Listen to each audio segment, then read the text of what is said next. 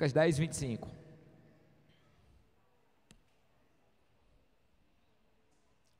De novo, viu? Lucas 10, 25 de novo. Semana passada eu abri em 10, 25. Semana passada eu preguei em Natal durante 4 vezes em Lucas 10, 25. Esse texto é impressionante. Eu pregaria aqui anos em Lucas 10, 25, com certeza absoluta. Lucas 10, de 25 a 37. E eis que se levantou certo doutor da lei e para o experimentar disse: Mestre, que farei para herdar a vida eterna? Perguntou-lhe Jesus: que está escrito na lei? Como lês tu? Respondeu-lhe ele: amarás ao Senhor teu Deus de todo o teu coração, de toda a tua alma, de todas as tuas forças, de todo o teu entendimento, e ao teu próximo como a ti mesmo. Tornou-lhe Jesus: respondeste bem, faze isto e viverás. Ele, porém, querendo justificar-se, perguntou a Jesus: e quem é o meu próximo? Jesus, prosseguindo, disse: um homem descia de Jerusalém para Jericó e caiu nas mãos de salteadores, os quais o despojaram e, espancando-o, se retiraram, deixando-o meio morto. Casualmente descia pelo mesmo caminho um certo sacerdote, e vendo-o, passou ao largo. De igual modo, também um levita chegou àquele lugar, viu-o e passou ao largo.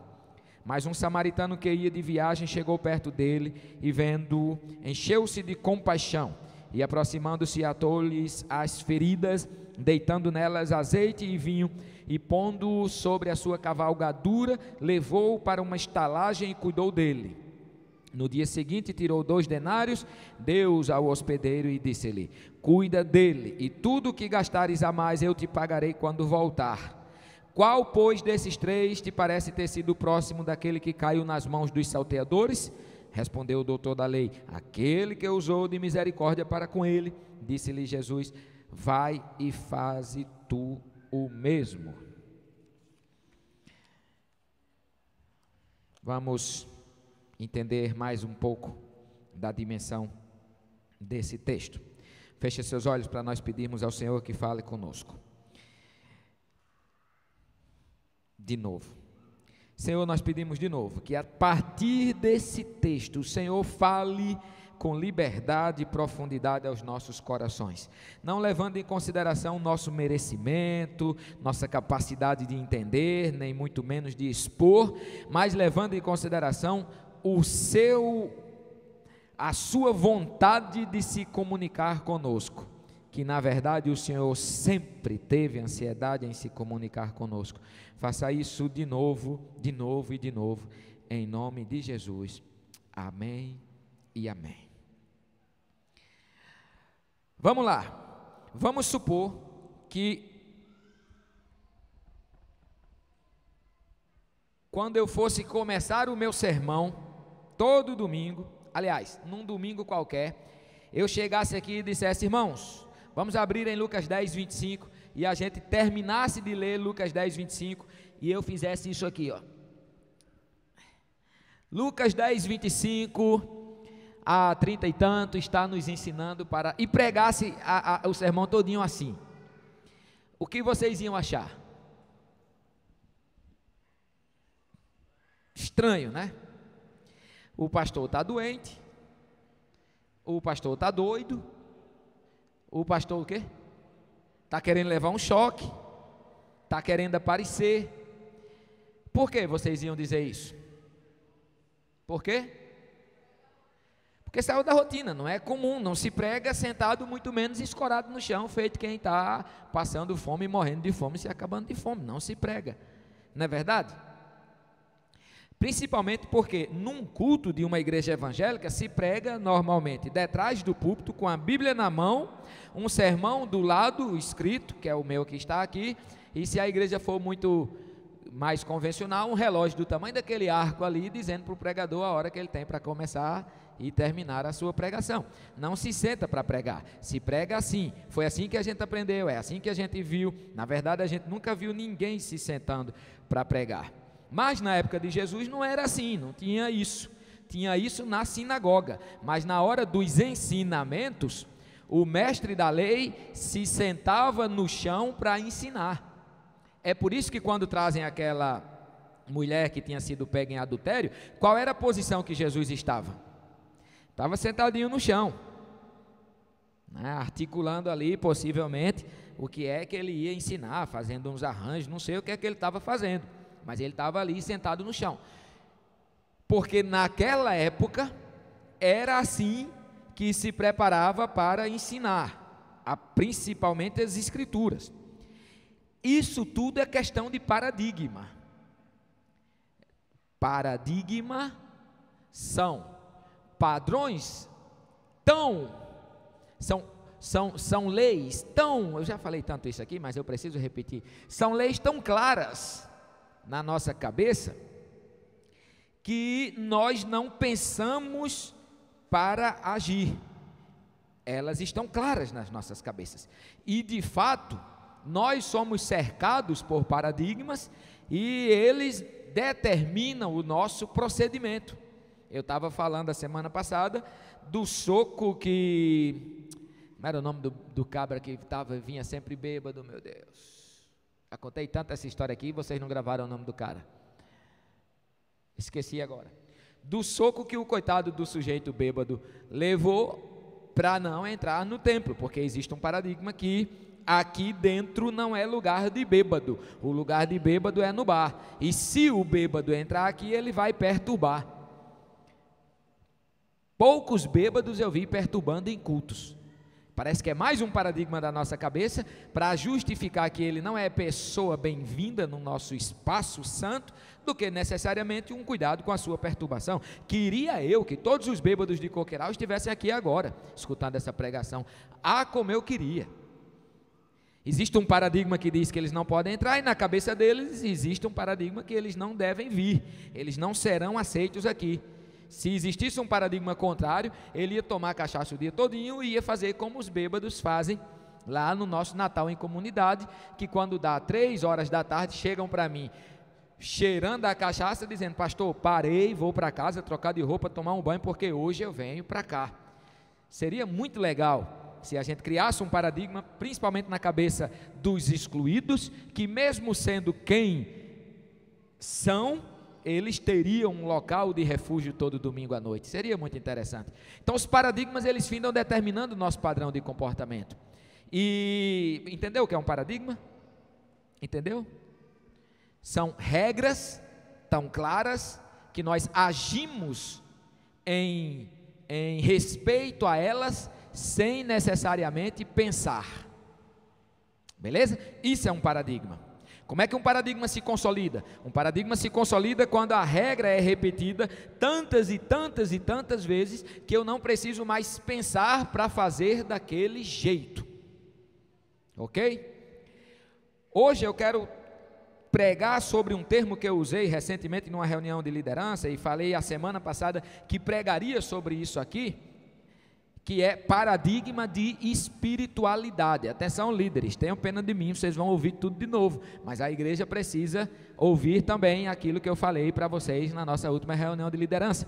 Paradigmas de espiritualidade, ou paradigma de espiritualidade. Essa palavra paradigma de espiritualidade é um termo, uma junção de duas palavras, né? Esse termo é um termo que eu estou usando para definir qual é o paradigma, ou seja, qual é a regra inconsciente. Se alguém não estiver entendendo o que eu estou falando, pelo amor de Deus, levanta a sua mão, que no sermão do domingo passado um jovem chegou e disse: pastor, não entendi nada. Então levante a mão para eu explicar direitinho, tá bom?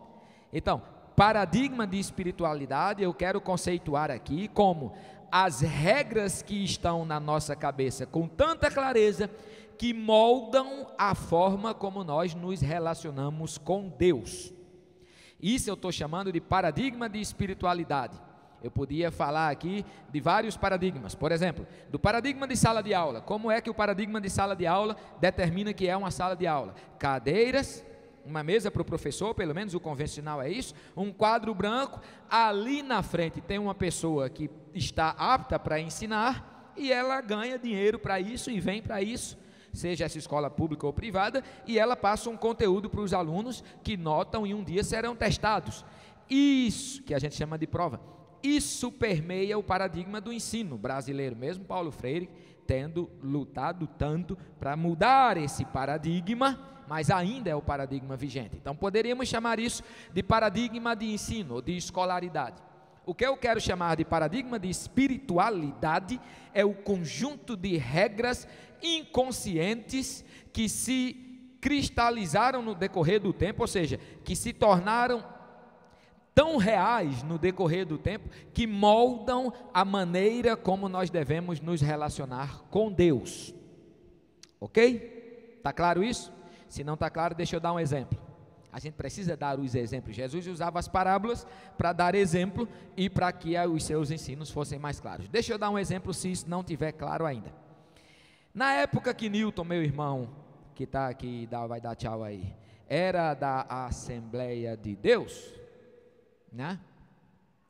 Que a gente chegava em casa e ia conversar. Eu lembro que um dia eu estava conversando com minha mãe e ela estava qualificando entre Newton e eu quem dos dois era mais crente. E ela disse: Newton, ela não usava o termo Newton, é o apelido Newton. Newton é um crentão. Newton é um crentão, ali é crente, né? Eu lembro que Newton, ele estava dentro de uma igreja que tem um paradigma de espiritualidade que se define muito pelas coisas externas também. Até nós, todos são assim. E eu, como quem não quer nada, disse: mãe, e eu? Não, você é um crentinho. E eu fiquei preocupado, porque ninguém conhece mais a pessoa do que a mãe. E eu disse: meu Deus, o que é que mãe descobriu que eu estou fazendo, que ela me qualifica como crentinho? E eu perguntei: tá, agora a senhora vai ter que explicar por que Newton é um crentão e eu sou um crentinho. Aí ela disse: não, porque Newton, ele usa gravata, você não usa, né? Ele até fala em línguas estranhas, eu nunca vi você falar em línguas estranhas. Toda hora antes dele almoçar ele ora, tomar café ele ora, jantar ele ora. Eu não vejo você orando antes de fazer isso, né? Então ele é um crentão, mas você é um crentinho. Está bom, é só por isso? Ela disse: é só por isso. Tá bom, e minha vida? Disse: não, sua vida está ok. Então tá legal. Mas ela qualificou o bom crente e o crente não tão bom por causa de sinais externos que determinam paradigmas de espiritualidade na cabeça dela, que fazem-na qualificar o que é um crente verdadeiro, sangue puro, e o que é um crente do Paraguai, né? do Paraguai não, o que é um crente contrabandeado, né? Um crente fajuto, por causa do paradigma de espiritualidade que está na cabeça dela. Gente, esse paradigma de espiritualidade, ele molda o nosso comportamento.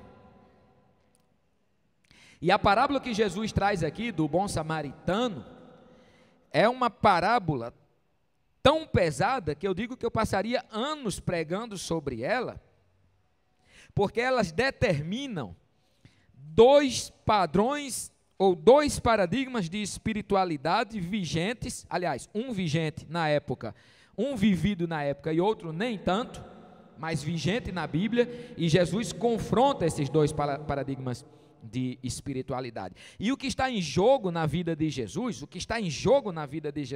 e que leva Jesus para a cruz, é que Jesus questionou um paradigma de espiritualidade da sua época, vigente nos seus dias. Até hoje isso leva pessoas para a cruz. Questionar paradigmas de espiritualidade leva pessoas para a cruz.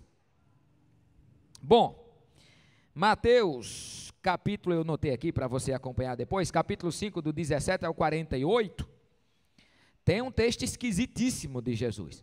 Ele começa dizendo assim: eu não vim para refutar a lei, pelo contrário, eu vim para cumprir a lei. Ok? 17, lá na altura do 19, 20, ele vai dizer isso. 17 começa o texto, lá na altura do 18, 19, 20, por aí ele vai dizer isso. Eu não vim refutar a lei, eu vim cumprir a lei. Mas, em seguida a isso, Jesus começa a dizer umas coisas muito esquisitas. Ele diz assim: ouvistes o que foi dito. O que é que ele diz depois? Eu, porém, vos digo. E aí ele começa uma série de 5 padrões de comportamento religioso da sua época que estava na lei, e ele começa a refutar aqueles 5 padrões que estavam na lei. E eu sempre me intriguei, por que Jesus disse que não veio refutar a lei, e logo depois ele faz esse trocadilho: ouviste o que foi dito, e eu porém vos digo. Ouviste o que foi dito, e eu porém vos digo. O que Jesus está fazendo aí é dizer, a lei está certa. O problema é que na prática da lei, nós não estamos fazendo a coisa certa. Ou seja, parece que o paradigma que permeia, que determina a sua relação, a minha relação com Deus, no caso, a relação dos judeus com Deus, não era necessariamente um paradigma que Jesus estava interessado em levar à frente. E o grande problema que leva Jesus para a cruz é que ele começa a questionar os paradigmas de espiritualidade da sua época. Ele questiona o sábado, e ele diz, é justo fazer o bem no sábado? Bom, se vocês acham que isso não pertence ao paradigma de espiritualidade de vocês, pertence ao de Deus. E eu vou fazer o bem no sábado, eu vou curar no sábado. E ele começa a questionar. E ele questiona tanto na sua prática de vida, quanto na sua oratória, quanto nos seus sermões, quanto nas suas pregações. E é isso que leva Jesus para a cruz. O principal paradigma de espiritualidade que Jesus quebrou na sua época era a ideia de templo como casa de Deus. Na verdade, esse é o principal paradigma de espiritualidade que eu acho que nós devemos sempre buscar quebrá-lo. É tanto que o Sinédrio, quando vai acusar Jesus, alguém diz, ele disse que ia derrubar o templo. Jesus mexe nisso. Nesse texto, a gente vê aí o confronto de novo entre um mestre da lei e Jesus, mas o que a gente vê aí nesse confronto são 2 paradigmas de espiritualidade que eu preguei a semana passada e quero usar como continuidade para o sermão de hoje. O primeiro paradigma de espiritualidade, Jesus apresenta ali a parábola, porque o doutor da lei não entendia. O doutor da lei pergunta para Jesus, qual é o grande mandamento? E Jesus pergunta para ele, qual é? E ele diz, amarás o Senhor teu Deus de todo o teu coração, de todo o teu entendimento, de toda a sua alma, de toda a sua força, e ao próximo como a ti mesmo. Jesus disse, faça isso e viverás. Estava claro, estava claro, estava claro. Estava claro? Não estava claro. Não estava claro porque não se entendia o que era amar a Deus com a totalidade da sua vida. E Jesus mexe na parábola aí do bom samaritano, num paradigma que talvez seja o único que eu trabalhe hoje, porque quando eu falar aqui paradigma de espiritualidade, eu estou falando na verdade de paradigmas que permeiam nossa espiritualidade. Um que ele não tinha entendido é o paradigma de santidade. Parece que na cabeça daquele doutor da lei, e isso funciona nas nossas cabeças hoje, ser santo é se afastar das coisas do mundo. Se afastar do mundo, se isolar do mundo. Isso está muito claro nos paradigmas diversos de espiritualidades que nós criamos. Seja da Igreja Católica, seja da Igreja Batista, seja da Igreja Assembleia de Deus, seja de qualquer igreja. Ser santo é se afastar das coisas do mundo, se afastar do mundo. É tanto que a gente vai reputar uma pessoa como mais santo ou menos santo, quanto menos aquela pessoa se comporta em relação ao mundo. Quarta-feira eu ia chegando em casa e eu vi um casal muito interessante. Era um homem alto, muito bonito, de paletó preto, muito bonito, com a Bíblia preta, muito bonita, debaixo do braço, de mãos dadas com uma mulher. Não vi se ela era bonita, não olhei, mas o vestido era muito bonito, muito grande. Eles estavam saindo do templo, do culto, e eles estavam indo para casa. Cena bonita, é um casal que está indo para casa, e eu louvo a Deus por isso. Independente dos paradigmas de espiritualidade que a gente tem visto por aí, e muitas vezes critique, muitas pessoas são levadas a Deus a partir desses formatos da espiritualidade que está na cabeça. Mas eu fiquei olhando e olhando e olhando, e eu disse, não se parece com o mundo, não se parece com o mundo, não se parece com o mundo. Você não vai ver numa quarta noite, numa periferia, e eu moro aqui no Curado 1, e para ir para casa eu passo por Cavaleiro, alto do Cristo, alto da besta, alto do vento, alto de não sei o que, entra alto, eu saio alto, não sei o que, eu não sei quantos altos são, mas eu passo por muitos altos e vou para minha casa, que também é na periferia. É Curado 1, Curado 1 é um bairro pobre aqui da região metropolitana. É só periferia, eu saio de Coqueiral para Curado 1 e não vejo riqueza nenhuma, a não ser aquelas riquezas que o dinheiro não compra, que são as verdadeiras. Então, não se parece com o mundo um casal de periferia empalitosado, com o vestido todo dourado, saindo, ele empalitosado, ela com o vestido todo dourado, saindo de um canto para o outro, não se parece. A gente vê isso em Nova York, a gente vê isso talvez em festas glamurosas, mas a gente não vê isso numa periferia, não se parece. Mas eu tenho certeza que, dependendo de qual seja o paradigma de espiritualidade, aquele casal vai ser visto como um casal santo. Por que vai ser visto como um casal santo? Porque se parece cada vez menos com aquilo que se vê no dia a dia. É assim, foi sempre assim. E o fato de ter sido sempre assim não significa necessariamente que Deus quer que seja assim. A igreja, num determinado momento da história, se enclausurou em mosteiros, e ser santo era ser tão o contrário daquilo que se parecia com a imagem do mundo, que a gente foi criando categorias de homens santos e mulheres, quanto mais esse povo não se parecia com o mundo. Muitos monges, muitos religiosos, que passaram a sua vida toda sem nenhum contato com o mundo, depois que se converteram, nenhum contato mais com o mundo. Na época de Jesus era assim também.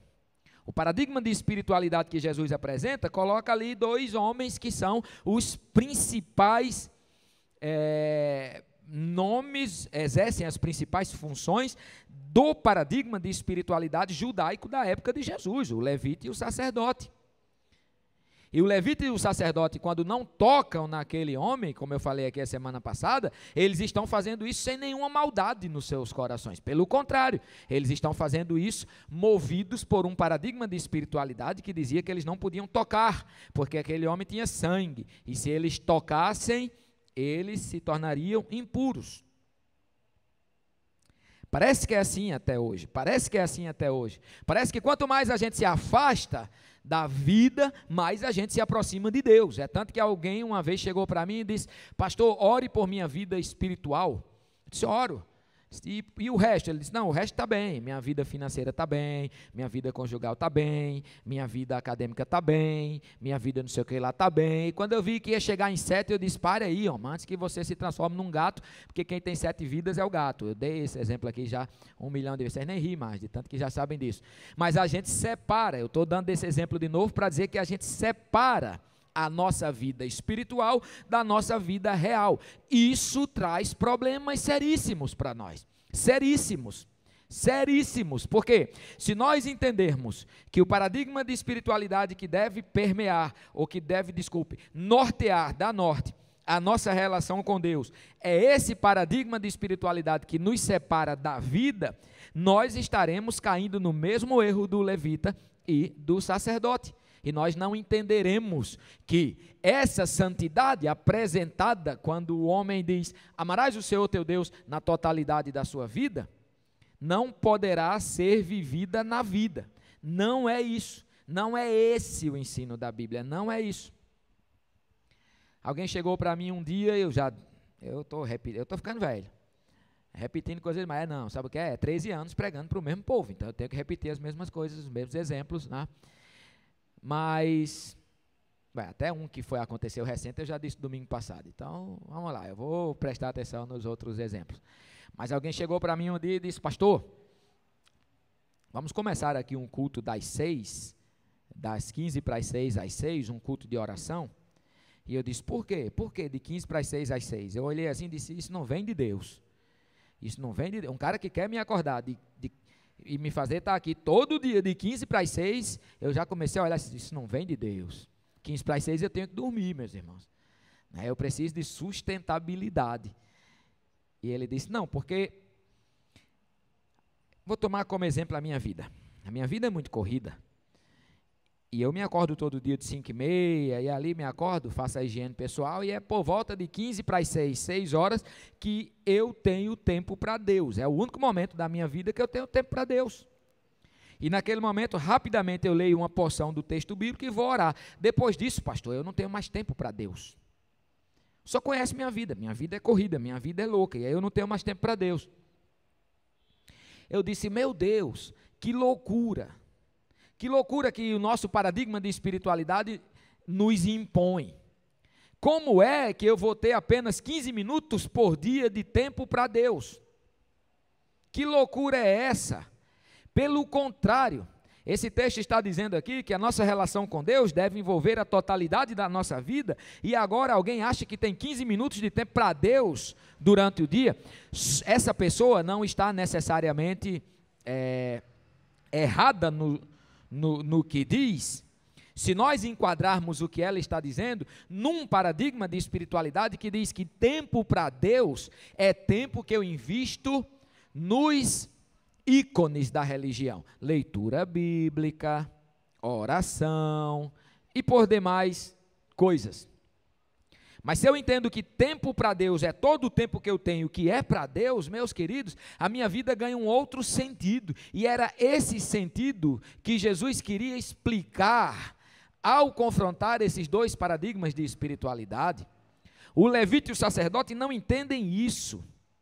Não entendem que esse amor a Deus deve ser vivido na totalidade da vida, em todos os momentos da vida. Isso deve ser vivido. Daí, meus queridos, o palco de operação da nossa santidade precisa ser a nossa vida toda e toda a nossa vida, e quando isso acontece, nós nos tornamos outros crentes. Porque aí o banheiro da minha casa também é lugar do exercício da minha santidade. Porque aí as minhas relações comerciais passam a ser o ambiente do exercício da minha santidade. O momento da minha mesa passa a ser o ambiente do exercício da minha santidade. O meu trabalho.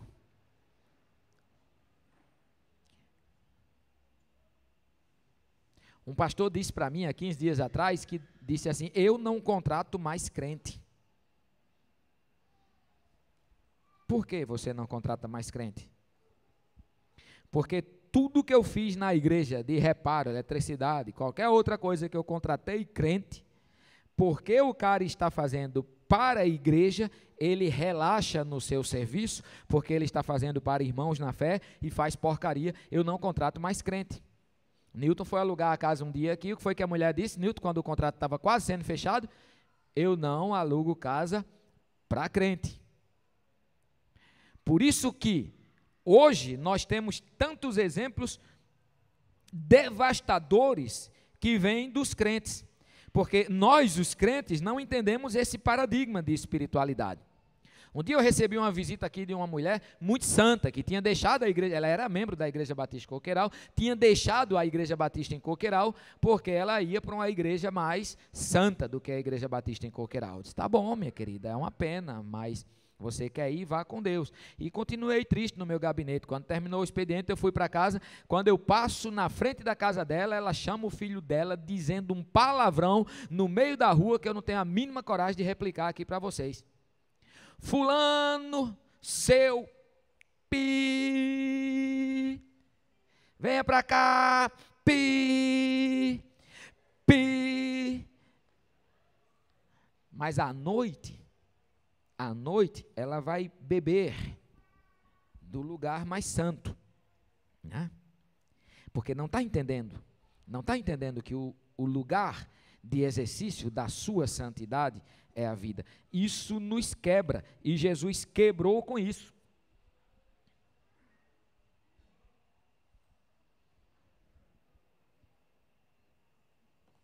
Misericórdia. Jesus mexe com isso. O mundo enxergará a igreja de outra forma quando a igreja entender a parábola do bom samaritano. O mundo entenderá a igreja de outra forma quando a igreja substituir os paradigmas que montam o seu paradigma de espiritualidade. Quando a igreja entender que a mão que se levanta para glorificar a Deus no templo e no culto deve ser a mesma mão que se abaixa para levantar aqueles que estão à beira do caminho, o mundo enxergará a igreja de outra forma, o mundo enxergará a Deus de outra forma.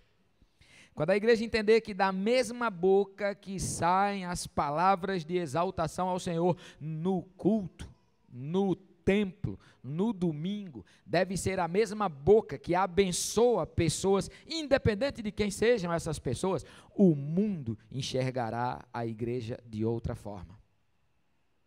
Quando a igreja entender que esse ato de vir para o culto, buscar de Deus, só faz sentido se você sair daqui para entregar ao próximo aquilo que Deus te deu, o mundo verá a igreja de outra forma. Por que que o mundo não enxerga a igreja talvez de outra forma? Ou por que que essa igreja de 40 milhões de pessoas não consegue relevância dentro do mundo? Porque o paradigma de espiritualidade que permeia a nossa cabeça diz que, do mesmo jeito que o levita e o sacerdote passaram longe, nós também devemos passar longe, porque não devemos nos tornarmos impuros com aquilo que não esteja de acordo com a nossa religiosidade.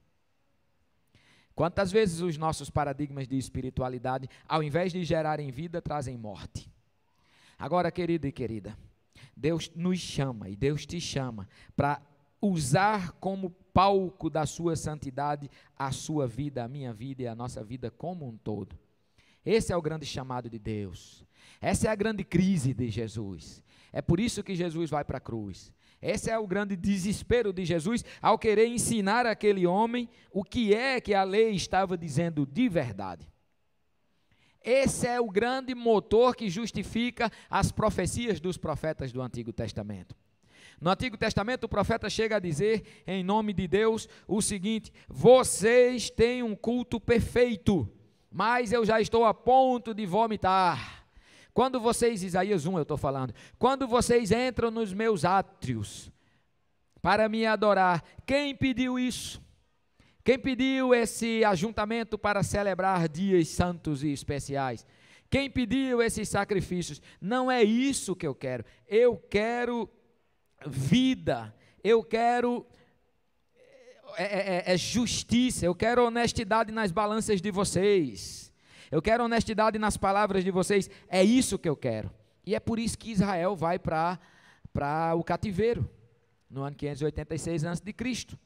Israel se confiou no seu paradigma de espiritualidade quando disse: nós temos a terra santa, o templo santo e o descendente do santo, que era descendente de Davi, o rei. E Deus dizia: não é essa a espiritualidade que eu quero, não é essa a espiritualidade que eu quero, muda isso. E Israel não mudava. Ah, não muda? Eu mudo. A Bíblia nos chama para exercermos a nossa santidade na vida. Aqui dentro é só mais um lugar da vida. Às vezes nem aqui dentro a gente consegue exercer. Quantas e quantas vezes a gente abre a boca com o mínimo de prudência e machuca o nosso irmão. Às vezes nem aqui a gente consegue. Mas na hora do louvor, nossos olhos estão fechados, nossas mãos estão levantadas. Não, calma aí. É isso também. Mas isso é a periferia da nossa espiritualidade. Isso é só a periferia da nossa espiritualidade.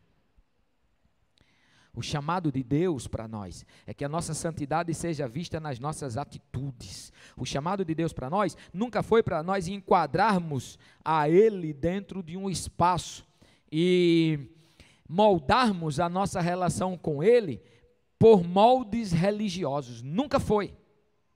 Por isso, quando nós saímos daqui, nós entramos no novo templo, que é a vida. Nós saímos desse lugar que alguns podem chamar de templo, que não é necessariamente, e quando pisamos lá fora, pisamos num templo muito mais sagrado ainda para a nossa fé, que é a vida. A vida que rola da segunda a segunda. A vida que passa em nossas mãos. E Deus está nessa vida, abrindo 1 milhão de oportunidades para que Ele seja glorificado nessa vida que está lá fora. O chamado de Deus para nós não é para que nossa santidade seja moldada por elementos paradigmáticos da nossa religiosidade, mas o chamado de Deus para nós é para que a nossa santidade seja qualificada por elementos práticos da nossa vida. Da nossa vida. Eu louvo muito a Deus, porque nós estamos aqui. Eu sei o que nos trouxe aqui.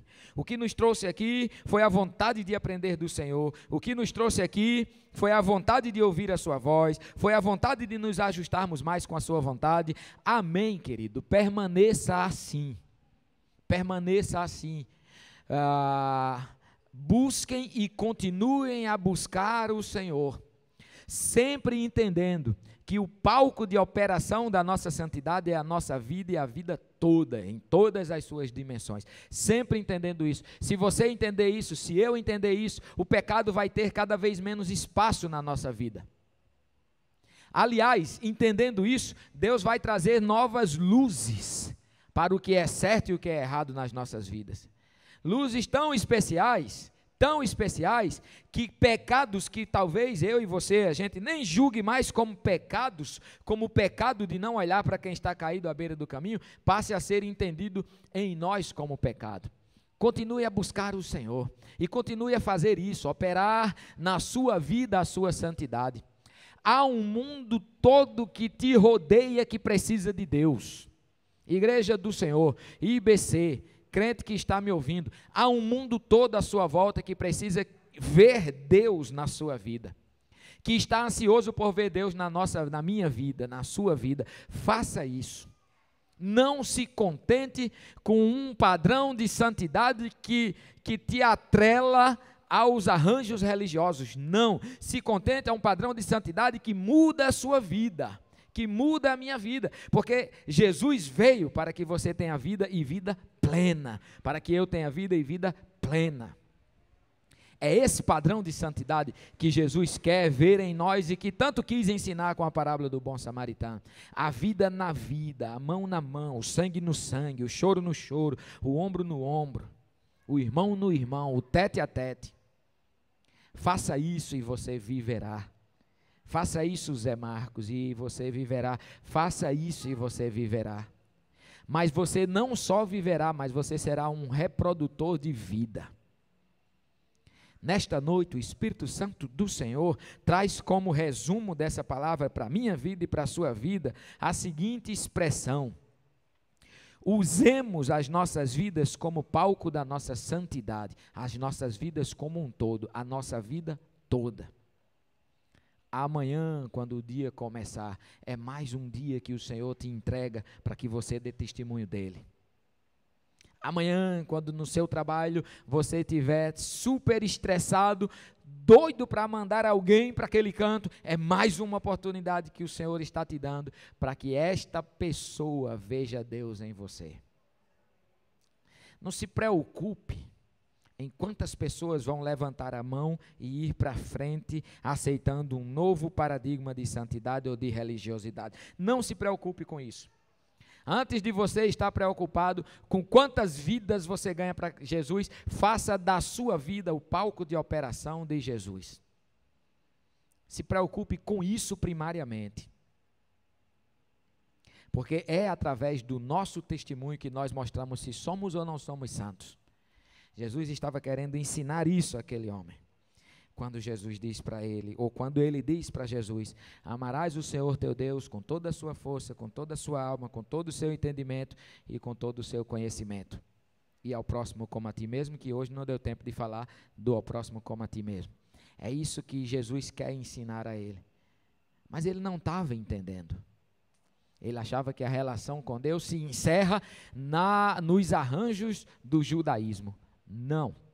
Pelo contrário, a relação com Deus se encerra na vida. O mundo está querendo olhar para nós e querendo continuar vendo exemplos reais de Jesus. Para que o mundo olhe para nós e diga assim: eu quero isso para a minha vida. Isso envolve a totalidade da nossa vida.